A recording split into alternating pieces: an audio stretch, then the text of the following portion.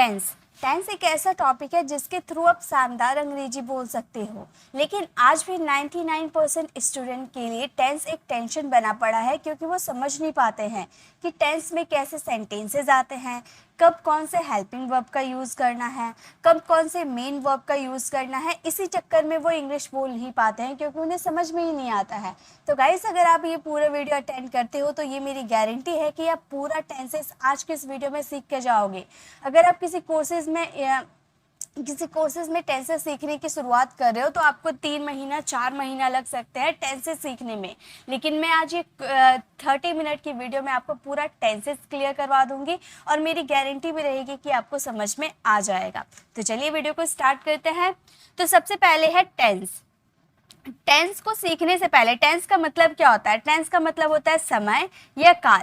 समय क्या है? मतलब किस समय में हम कौन सा कार्य कर रहे हैं, ये हमें बताता है टेंस। ठीक है, टेंस के 3 समय होते हैं। देखिए, हम जो अपनी जिंदगी जी रहे हैं ना, वो 3 समय में जी रहे हैं, या तो प्रेजेंट में जी रहे हैं, या तो पास्ट में, या तो फ्यूचर में। प्रेजेंट यानी कि जो अभी चल रहा है, जैसे मैं आपको पढ़ा रही हूँ, ये प्रेजेंट है, ये हमारा एक समय है प्रेजेंट का।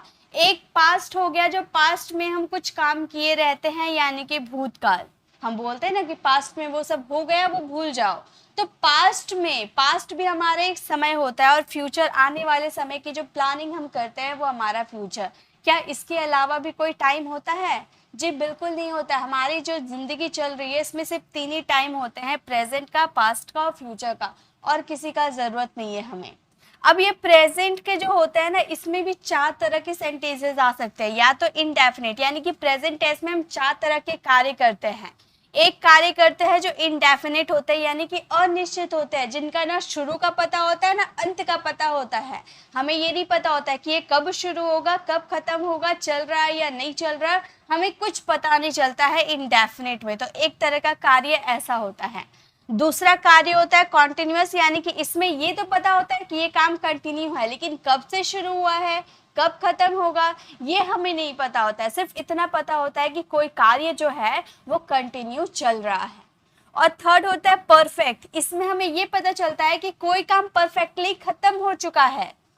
हमें ये बात पता चलता है किससे? परफेक्ट में। और परफेक्ट कॉन्टिन्यूअस में हमें ये पता चलता है कि कोई काम परफेक्टली खत्म हुआ है और अभी चल भी रहा है, यानी कि आधा खत्म हो चुका है और अभी ये कंटिन्यू चल भी रहा है। इसीलिए इसका नाम परफेक्ट और कॉन्टिन्यूअस दोनों मिलाकर परफेक्ट कॉन्टिन्यूअस बना है। यानी कि आप प्रेजेंट की बात कर लो, पास्ट की बात कर लो, या फ्यूचर की बात कर लो, इनमें 4 ही तरह का कार्य हो सकता है। एक तो इंडेफिनिट, जो कि निश्चित नहीं होता है, एक कॉन्टिन्यूअस जो कि जारी रहता है, एक परफेक्ट जो कि खत्म हो चुका है परफेक्टली, ओके, और एक होता है परफेक्ट कॉन्टिन्यूअस जो कि परफेक्टली खत्म हो चुका है और अभी भी जारी है। यानी कि present indefinite, present continuous, present perfect continuous. वैसे ही past indefinite, past continuous, past perfect continuous. Future indefinite, future continuous, future perfect continuous. यानी कि ये 3 टाइप के 4 टाइप है। सिर्फ प्रेजेंट का ये मत समझिएगा, ये प्रेजेंट का तो है ही, पास्ट का भी है और फ्यूचर का भी है। ओके, तो यानी कि टोटल आपको 12 टेंसेस सीखने हैं। तो अब 12 टेंसेस सीखकर आप सोचोगे इतना ज़्यादा हमें टेंसेस सीखने हैं, तो गाइस नहीं, अगर आप अगर सिर्फ 4 टेंसेस सीख जाते हो, यानी कि आप सारे सेंटेंसेस इजीली फ्रेम कर सकते हो, बिलीव मी। चलिए अब स्टार्ट करते हैं, हम अपने रूल की तरफ बढ़ते हैं। तो सबसे पहले टेंसेस को समझने से पहले ये समझ लीजिए कि टेंसेस में कितने तरह के सेंटेंसेस आप बना सकते हो। तो टेंसेस में आप इतने तरह के सेंटेंस बना सकते हो। एक तो आपका सिंपल सेंटेंस होता है जिसका फॉर्मूला होता है subject, helping verb, verb, object. ये अगर आपको नहीं पता रहेगा तो आप कभी नहीं बना पाओगे। ये सब्जेक्ट क्या है, हेल्पिंग वर्ब क्या है, वर्ब क्या है, ऑब्जेक्ट क्या है, ये समझना है तो मेरी जो मैं 60 ग्रामर रूल की कोर्स करवा रही हूँ ना, उसमें आप समझ सकते हो डेट 3 की क्लास देखकर। ओके, तो ये समझना, ये हमारा मास्टर फॉर्मूला है, ये हमारा गोल्डन रूल है, ये आप हमेशा याद रखिएगा। सिंपल, हमारे जो कोई भी सेंटेंस आप बनाओ, चाहे टेंसेस के हो, मॉडल्स के हो, या कुछ भी हो, सब में आपको 4 टाइप के सेंटेंसेस देखने को मिलेंगे। Simple sentence, negative sentence, interrogative sentence, interrogative negative sentence. Okay, ये 4 तरह के सेंटेंसेस। अब बोलोगे मैम 4 नहीं 6 तरीके के, तो गाइस हाँ, 6 तरीके का भी सेंटेंस होता है। एक होता है हमारा WH फैमिली वर्ड्स और एक होता है हमारा WH नेगेटिव इंट्रोगेटिव सेंटेंस। इतने 6 तरीके के हमारे सेंटेंसेस बन सकते हैं। मैंने यहाँ 4 तरीके का क्यों लिखा है? तो गाइस अगर आप इंट्रोगेटिव और नेगेटिव इंट्रोगेटिव सीख जाते हो तो ये दोनों आप आराम से बना सकते हो। देखिए फॉर्मूला मैं आपको बता देती हूँ। सिंपल का तो subject, helping verb, verb, object था। नेगेटिव में सब्जेक्ट, हेल्पिंग वर्ब और हेल्पिंग वर्ब और वर्ब, जो हेल्पिंग वर्ब और मेन वर्ब है ना, उसके बीच में आपको नॉट का यूज कर देना है। ठीक है, हेल्पिंग वर्ब, नोट, वर्ब, उसके बाद ऑब्जेक्ट। इंट्रोगेटिव में क्या है? हेल्पिंग वर्ब पहले आ जाता है। इंट्रोगेटिव यानी कि प्रश्नवाचक वाक्य, किसी से यस नो वाले क्वेश्चन आप पूछते हो तो हेल्पिंग वर्ब पहले आते हैं, फिर सब्जेक्ट, फिर वर्ब एंड ऑब्जेक्ट। अगर आप WH इंट्रोगेटिव की बात करोगे तो कुछ नहीं करना है, सिर्फ यहाँ पे WH फैमिली वर्ड्स का यूज कर देना। तो WH फैमिली वर्ड्स, फिर helping verb, subject, verb, object, हो गया, बात खत्म। नेगेटिव इंट्रोगेटिव में क्या है? हेल्पिंग वर्ब, सब्जेक्ट, उसके बाद नॉट। हमेशा याद रखिएगा ये जो मेन वर्ब होता है ना, ये मेन वर्ब के पहले ही आपका नोट आते हैं। देखिए नेगेटिव में आप देख सकते हो या इंट्रोगेटिव नेगेटिव में हेल्प जो मेन वर्ब है उसके पहले ही आपका नॉट आता है। ठीक है, तो helping verb, subject, not, verb, object. अगर WH इंट्रोगेटिव करोगे तो यहाँ पर सिंपली आपको WH यूज कर देना है। WH, फिर हेल्पिंग वर्ब, फिर सब्जेक्ट, फिर नॉट, फिर वर्ब, फिर ऑब्जेक्ट। हो गया हमारा 6 तरह के सेंटेंसेस। और यही 6 तरीके के सेंटेंस अगर आप सीख जाते हो तो एक सेंटेंस लेकर आप 6 सेंटेंस बना सकते हो। यानी कि सिर्फ एक सेंटेंस लोगे, सिंपल का एक सेंटेंस लोगे तो ये सभी में फ्रेम करोगे तो आप 6 तरह के सेंटेंसेस एक बार में सीख सकते हो। ठीक है, अब ये सब्जेक्ट क्या है? ये सब्जेक्ट वो होते हैं जो कोई कार्य करते हैं। ठीक है, मैं पढ़ा रही हूँ तो मैं क्या हो गई? सब्जेक्ट हो गई, क्योंकि पढ़ाने का कार्य कौन कर रहा है? मैं कर रही हूँ, यानी कि मैं सब्जेक्ट हो गई। आप वीडियो देख रहे हो तो वीडियो देखने का काम कौन कर रहा? आप कर रहे, यानी कि आप सब्जेक्ट हो गए। तो जो कोई काम करता है वो सब्जेक्ट होता है। हेल्पिंग वर्ब क्या होता है? तो गाइज हेल्पिंग वर्ब ये सारे होते हैं, प्रेजेंट के, पास्ट के, फ्यूचर के। क्या क्या हेल्पिंग वर्ब होते हैं? प्रेजेंट के अगर इनडेफिनिट की बात करोगे तो डू डज आपको लगाने होंगे। कॉन्टिन्यूअस की बात करोगे तो इज एम आर लगाने होंगे, और परफेक्ट की बात करोगे तो हैज हैव लगाने होंगे। पास्ट के इनडेफिनिट की बात करोगे तो डिड लगाने होंगे। पास्ट के कॉन्टिन्यूअस की बात करोगे तो वॉज वर, और पास्ट के परफेक्ट की बात करोगे तो हैड। वैसे फ्यूचर के इनडेफिनिट की बात करोगे तो विल, फ्यूचर के कॉन्टिन्यूअस की बात करोगे तो विल बी, और फ्यूचर के परफेक्ट की बात करोगे तो विल हैव। मैम बोलोगे मैम परफेक्ट कॉन्टिन्यूअस आपने बताया नहीं। तो गाइज जो आपने परफेक्ट में यूज़ किया है ना, वही आपका परफेक्ट कॉन्टिन्यूअस में भी यूज़ होता है जी। तो ये चीज़ क्लियर है ना? चलिए अब आगे देखते हैं नेक्स्ट क्या है। अब यहाँ पर सब्जेक्ट और हेल्पिंग वर्ब आपने सीख लिया, तो वर्ब क्या है मैम? वर्ब भी बता दीजिए। तो गाइज वर्ब वे होते हैं जो एक्शन होता है, चलना, खाना, पीना, दौड़ना, बैठना, उठना, सोना, रोना, धोना, ये सब क्या है? वर्ब है, जो फिजिकली एक्टिविटीज करते हो आप। मैंने वर्ब की क्लास तो काफी बार करवाई है, तो वही है आपका वर्ब। और ऑब्जेक्ट जिस पे कार्य हो रहा है, मैं अंग्रेजी पढ़ा रही हूँ तो मैं पढ़ाने का कार्य किस पे कर रही हूँ? अंग्रेजी पर। तो अंग्रेजी क्या है? ऑब्जेक्ट है। ओके, मतलब जिस पर कार्य का प्रभाव पड़ता है वो हमारा ऑब्जेक्ट कहलाता है। चलिए तो आगे बढ़ते हैं। अब आ जाते हैं स्ट्रक्चर में। पहले ये स्ट्रक्चर समझ लोगे तो आपका नैया पार हो जाने वाला है। देखिए ही, शी, इट, नेम की अगर आप बात करोगे, इसे हम क्या कहते हैं? इसे हम थर्ड पर्सन सिंगुलर कहते हैं।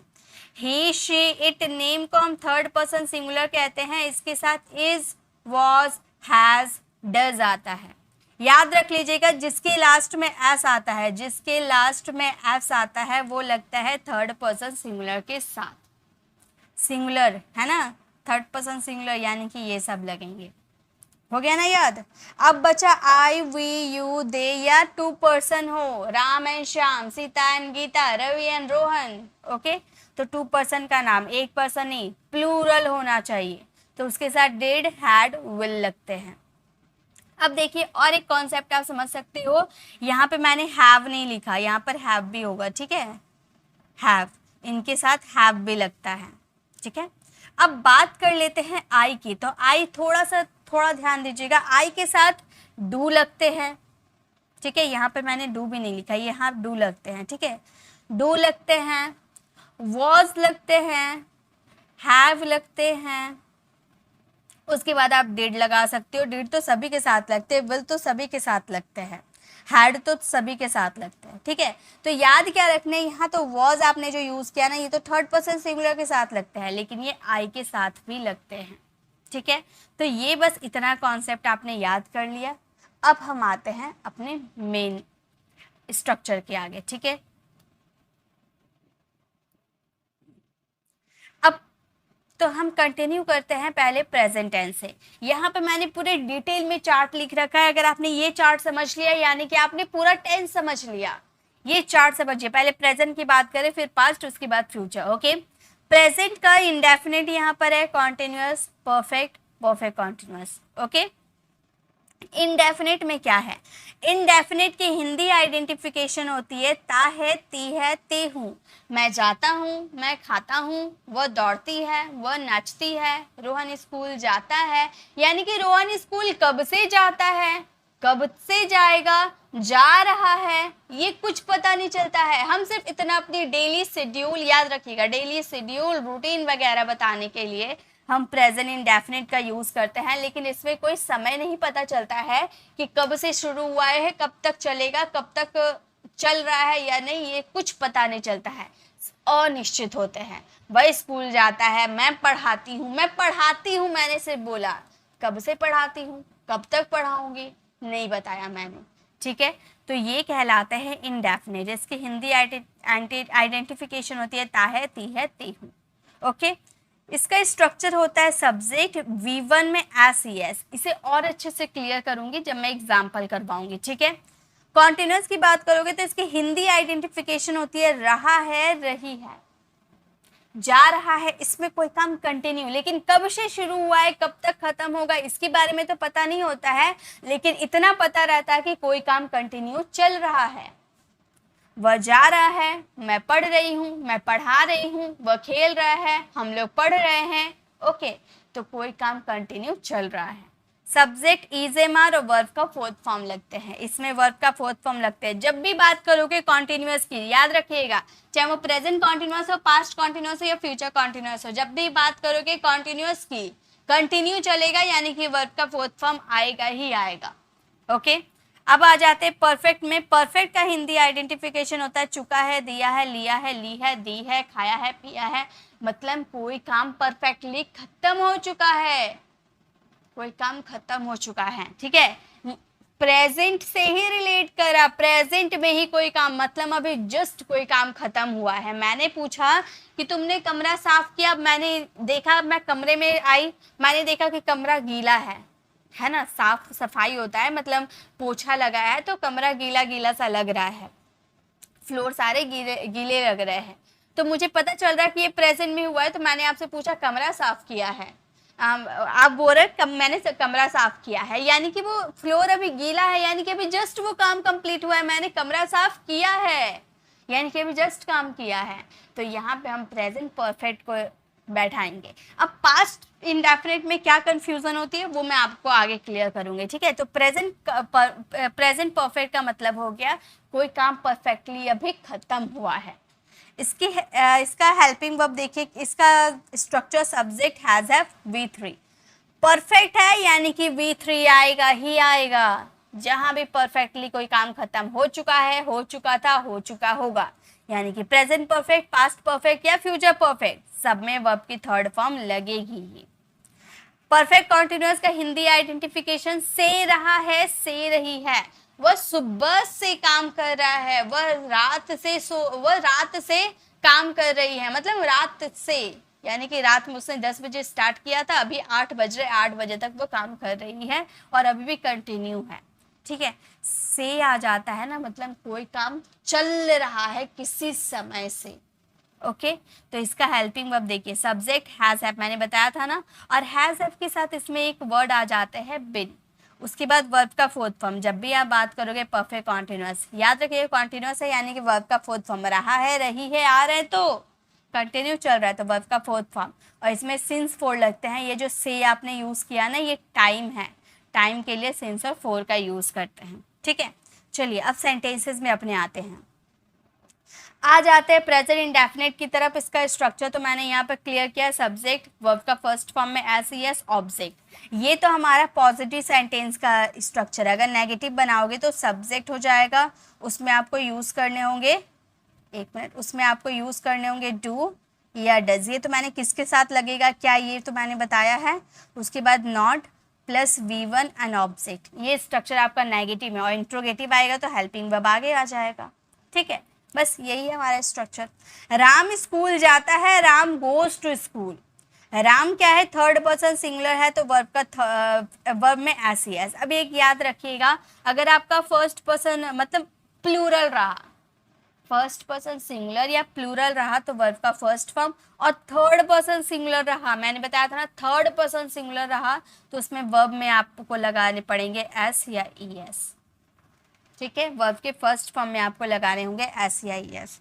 तो गो में हम लोगों ने ई एस लगा दिया, राम गोज टू स्कूल। अगर यहाँ पे रहता मैं स्कूल जाती हूँ तो मैं बोलती आई गो टू स्कूल। यहाँ पे गोज ना लिखकर मैं गो लिखती, क्योंकि आई के साथ क्या लगते हैं, गो लगते हैं, वर्ब का फर्स्ट फॉर्म। ओके, नेक्स्ट है वह चाय नहीं पीता है, तो वह चाय नहीं पीता है, नहीं यानी कि नेगेटिव, नेगेटिव के लिए डू डज का यूज करना है। वह यानी कि ही, हम बोलेंगे ही, और ही यानी कि थर्ड पर्सन सिंगुलर के साथ डज लग रहा था तो हम बोलेंगे ही डज नॉट।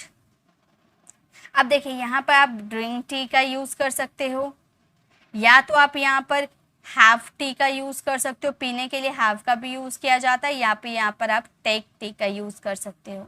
ये तीनों का मतलब ही हो गया पीना, आप किसी का भी यूज कर सकते हैं। He does not drink tea, he does not have tea, he does not take tea. Okay, क्या तुम मुझे जानते हो, डू यू नो मी, तुम यानी कि प्लूरल, उसके साथ हमने डू का यूज किया। डू यू नो मी, क्या तुम मुझे जानते हो, जब भी आप डू डज का यूज करोगे ना तो V1 ही आएंगे, वर्ब का फिफ्थ फॉर्म आप यूज मत कीजिएगा। ओके, क्या वह कपड़े नहीं धोती है, किसी गर्ल की बात कर रहे यानी कि डज का यूज करेंगे, हम बोलेंगे does she not wash cloth, wash clothes. क्या वो कपड़े नहीं धोती है, does she not wash cloth. Okay, next है मैं सेव खाता हूँ, ये सेंटेंस आप फ्रेम कीजिएगा और इसका आंसर कमेंट में दीजिएगा। चलिए नेक्स्ट देखते हैं, नेक्स्ट क्या है। अब हम आते हैं प्रेजेंट कॉन्टिन्यूअस। प्रेजेंट कॉन्टिन्यूअस यानी कि इस टेंस में कोई काम कंटिन्यू चलता है ना। इज एम आर प्रेजेंट है यानी कि इज एम आर, और कंटिन्यूअस में मैंने बताया था जब भी कोई काम कंटिन्यू चलेगा यानी कि वर्ब का फोर्थ फॉर्म लगाएंगे। मैं पढ़ रहा हूँ, आई एम रीडिंग, किसके साथ इज एम आर लगता है ये तो मैंने बता दिया है। ठीक है, मैं पढ़ रहा हूँ, आई एम रीडिंग, हम घर नहीं जा रहे हैं। नेगेटिव, नेगेटिव में कुछ नहीं करना, इज एम आर के बाद आपको नॉट का यूज कर देना, फिर वर्ब का फोर्थ फॉर्म आएगा। ओके, तो हम बोलेंगे we are not, we are not going home. Going to home का यूज मत कीजिएगा, ये मैंने रिसेंट में very common mistakes in English के क्लास में मैंने ये चीज करवाया था। गोइंग टू होम नहीं होता है, going home. We are not going home मतलब हम घर नहीं जा रहे हैं। क्या राम पढ़ रहा है, राम थर्ड पर्सन सिंगुलर, उसके अकॉर्डिंग इसका यूज किया। इज राम रीडिंग, क्या राम पढ़ रहा है।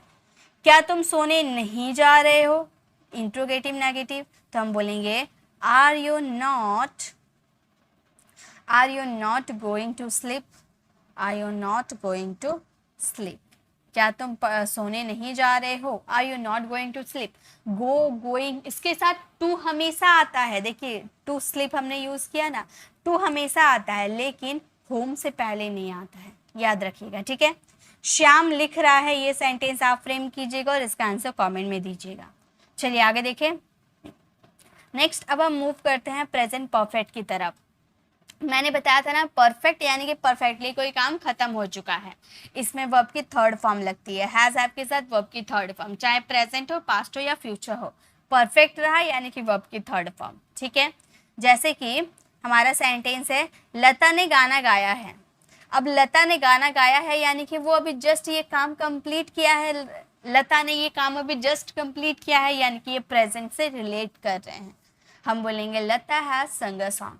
ये तो आपकी सिचुएशन, हिंदी वाले सेंटेंस तो यहाँ पर है देख के हम समझ जा रहे हैं कि यहाँ पर हैज का यूज करना है, प्रेजेंट से रिलेट कर रहे हैं। लेकिन ये समझना कैसे, अपनी प्रैक्टिकल कॉन्वर्सेशन में कैसे समझना है। तो गाइस अगर आपने भी जस्ट ये काम कंप्लीट किया ना तो वहाँ पर हैज हैव भी आप लगाइएगा। जस्ट आपने कंप्लीट किया और वो काम आप बता रहे हो कि मैंने ये किया है, तो वहाँ पर आप हैज हैव का यूज करोगे।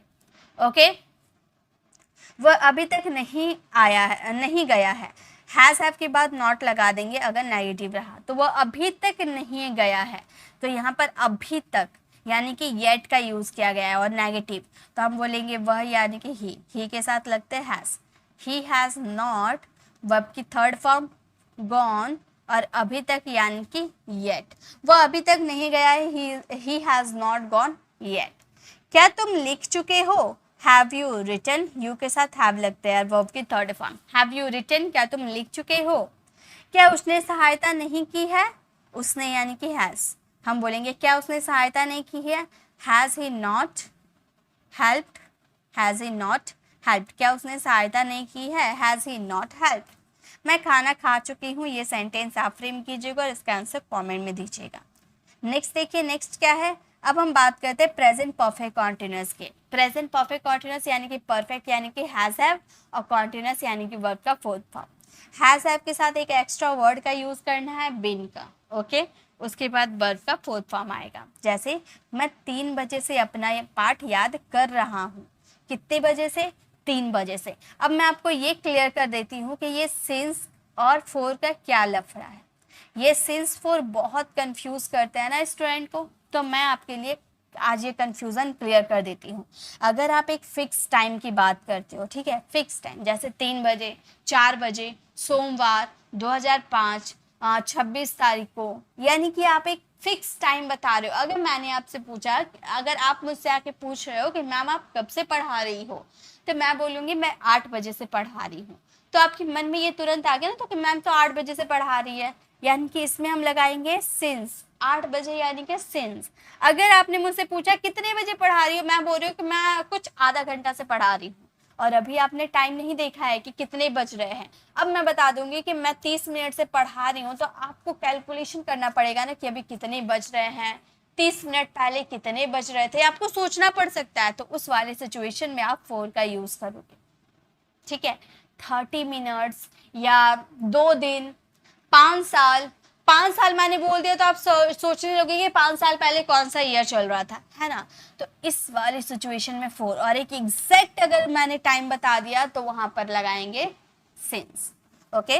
तो मैं 3 बजे से पाठ याद करूँ, 3 बजे मैंने एक फिक्स टाइम बता दिया, यानी कि since I have been learning my lesson since 3 o'clock, okay.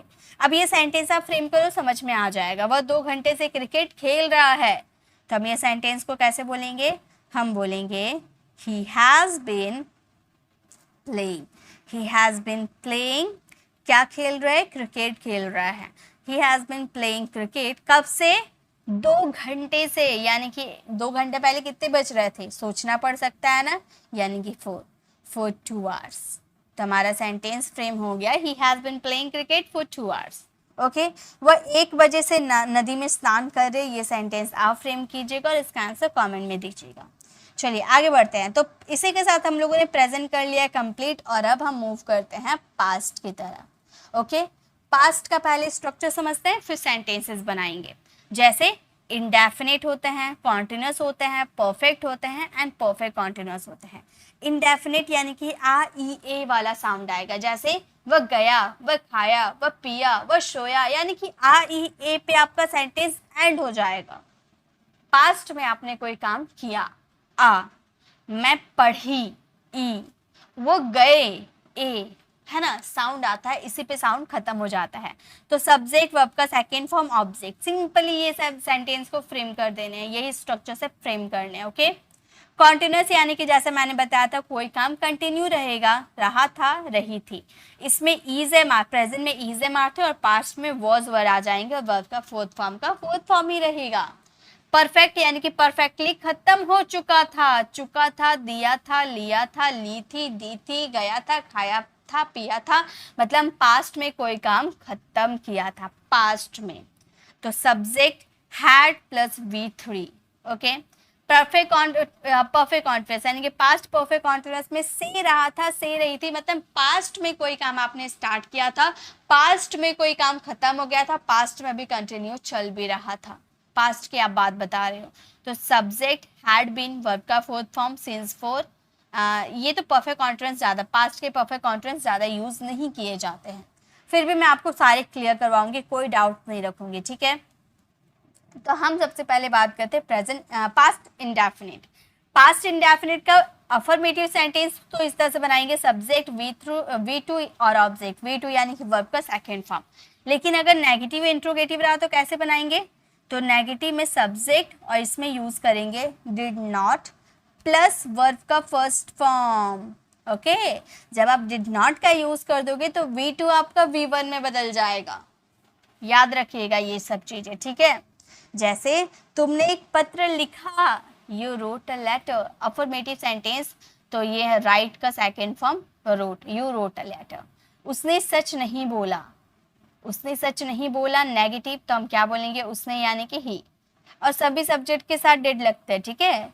He did not speak verb का first form, he did not speak the truth, उसने सच नहीं बोला, he did not speak the truth. क्या राजू ने झूठ बोला, क्या राज ने झूठ बोला, डिड राज टेल अ लाई, तो डिड हमने यूज कर दिया, वर्ब का फर्स्ट फॉर्म हमने यूज कर दिया, ठीक है।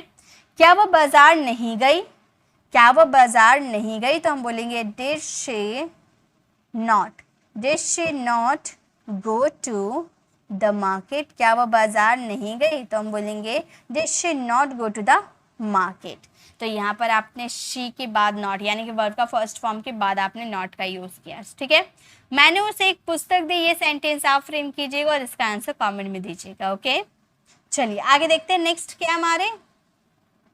तो गाइस अब हमारा नेक्स्ट है past continuous tense. Past continuous जैसे आपने प्रेजेंट सीखा, बिल्कुल पास्ट, आपने 4 टेंसेस सीख लिया, 4 नहीं मान, आपने पास्ट टेंसेस सीखा, present indefinite, present continuous, present perfect और प्रेजेंट परफेक्ट कॉन्टिन्यूअस और पास्ट सिंपल।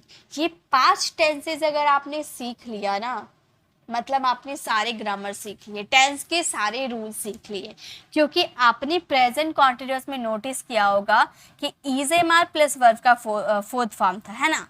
तो पास्ट में भी तो कुछ नहीं है, इज एम आर को रिप्लेस कर वॉज वर्ड लगा दिए, वर्ब का फोर्थ फॉर्म है, नेगेटिव बनाएंगे तो यहाँ नॉट, यानी कि सेम रूल अप्लाई होगा, बस वहां पर मतलब प्रेजेंट की बात करें तो इज एम आर, पास्ट की बात करेंगे तो वॉज वर्ब, बाकी स्ट्रक्चर वैसे ही रहेगा। वह पत्र लिख रहा था, he was writing a letter. Okay, was verb plus verb का फोर्थ फॉर्म। हम आपको नहीं बुला रहे थे तो हम क्या बोलेंगे, हम बोलेंगे we were not calling you, हम आपको नहीं बुला रहे थे, we were not calling you.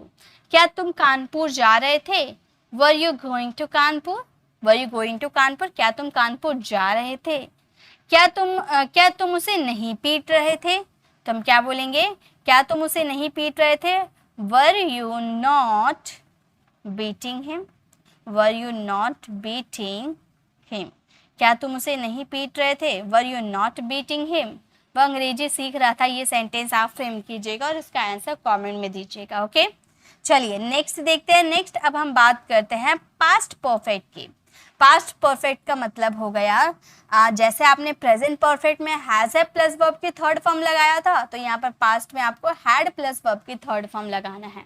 यहाँ जो मैं आपको रूल बता रही हूँ ना, ये बिल्कुल बेसिक है। अगर आपको एडवांस सीखना है ना, तो मैं आपको नेक्स्ट वीडियो में पास्ट परफेक्ट के एडवांस यूजर सिखाऊंगी।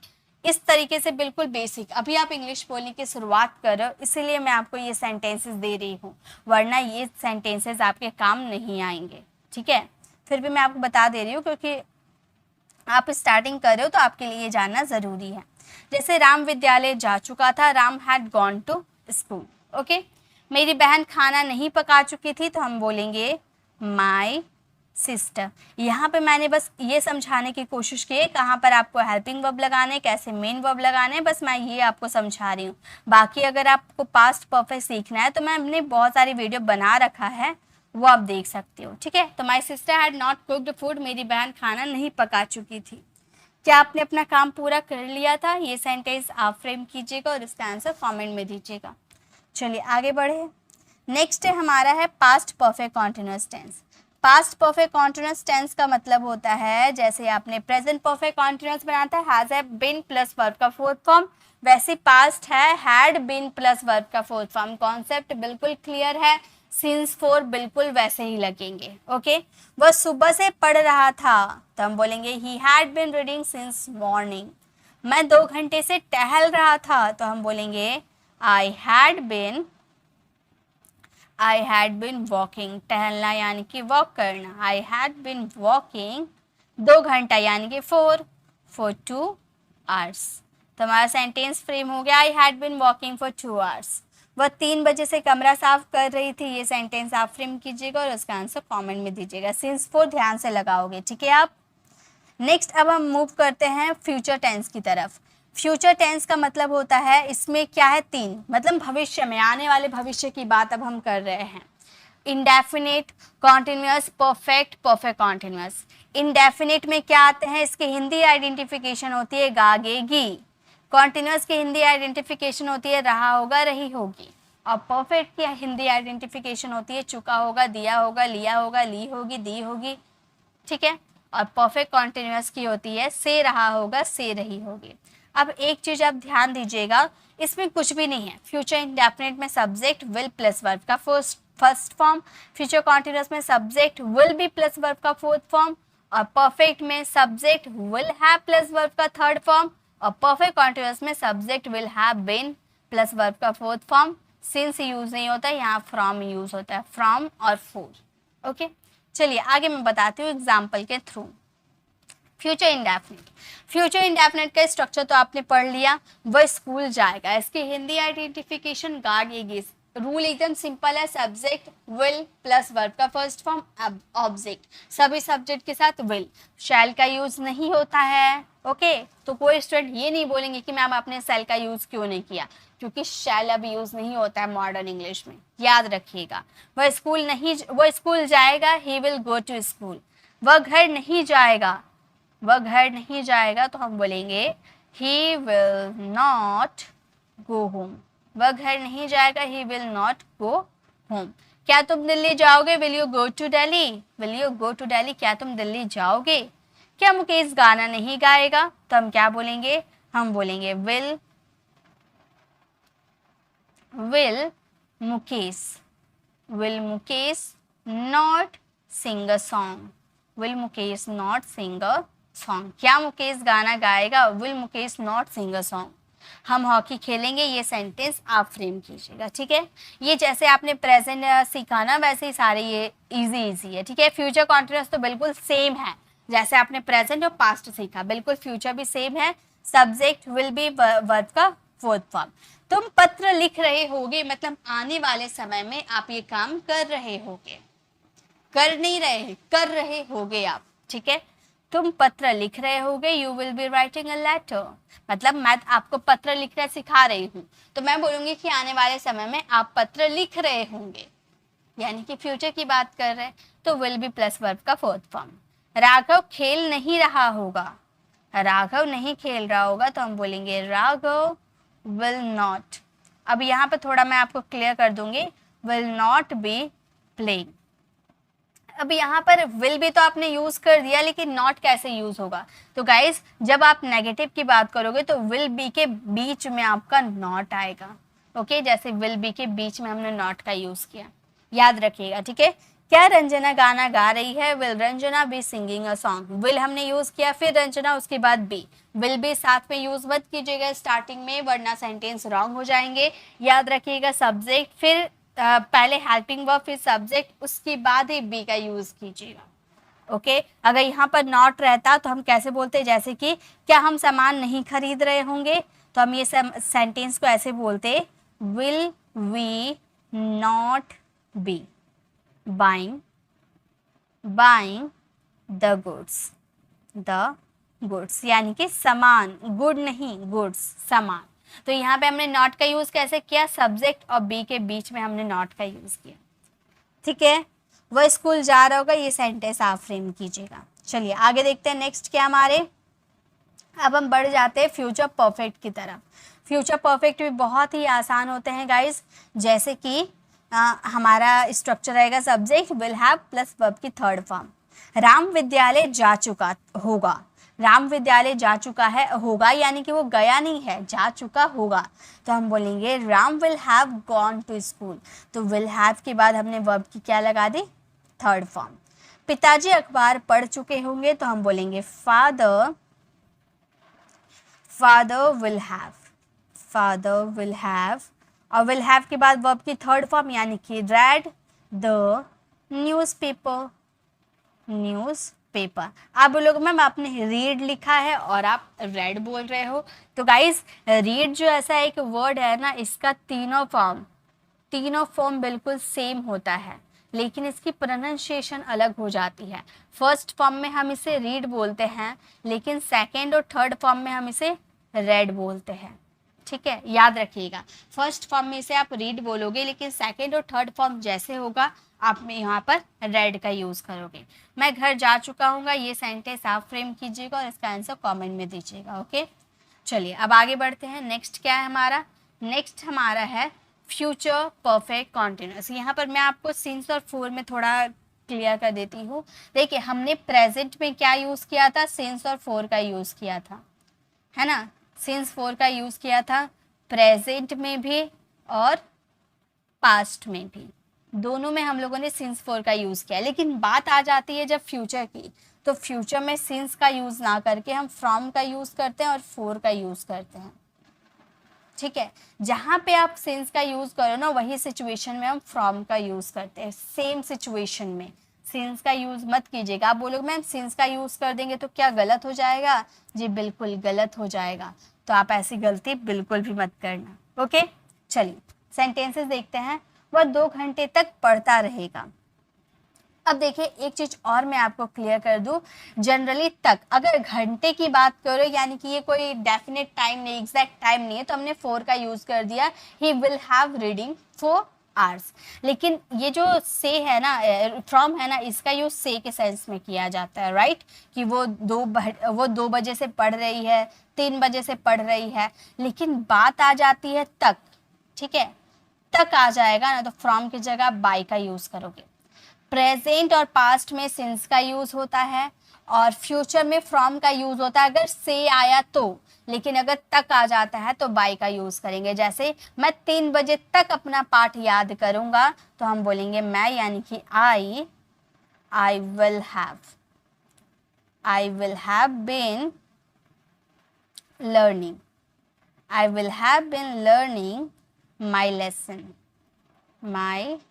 लेसन। कब तक? 3 बजे तक, यानी कि यहाँ पर आपने तक वर्ड यूज कर दिया, यानी कि बाय 3 o'clock, बाय 3 o'clock।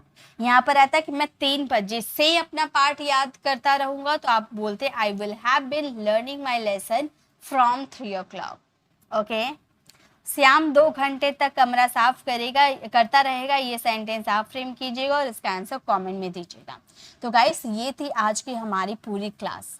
ये हमने 12 टेंसेस सीखा, और यहाँ जो आपको दिख रहा है ये आपका होमवर्क रहेगा। इस सेंटेंसेस जितने आपको दिख रहे हैं, ये सारे सेंटेंसेस मैंने टेंसेस के हिसाब से लिया है। इसे अगर आप फ्रेम कर लेते हो, यानी कि आपको टेंसेस समझ में आ गया, फिर आपको ये सेंटेंसेस फ्रेम करने के बाद आपको कुछ बोल बोल के सेंटेंसेस को प्रैक्टिस करने होंगे, फिर आप लाजवाब की अंग्रेजी बोल पाओगे। तो गाइस यही थी आज की हमारी क्लास आपको कैसी लगी कमेंट में ज़रूर बताइएगा। अगर अच्छी लगी तो लाइक कीजिएगा, अपने फैमिली फ्रेंड्स को ज़रूर शेयर कीजिएगा, और अगर आप हमारे चैनल पर नए हैं और मेरे पढ़ाने का तरीका आपको पसंद आया तो सब्सक्राइब कर आने वाले बेल आइकन को ज़रूर प्रेस करें, ताकि रोज आने वाली वीडियोज़ की नोटिफिकेशन आपको समय पर मिलती रहेगी। मिलते हैं नेक्स्ट ऐसे इन्फॉर्मेटिव वीडियोज़ के साथ, तब तक के लिए कीप लर्निंग।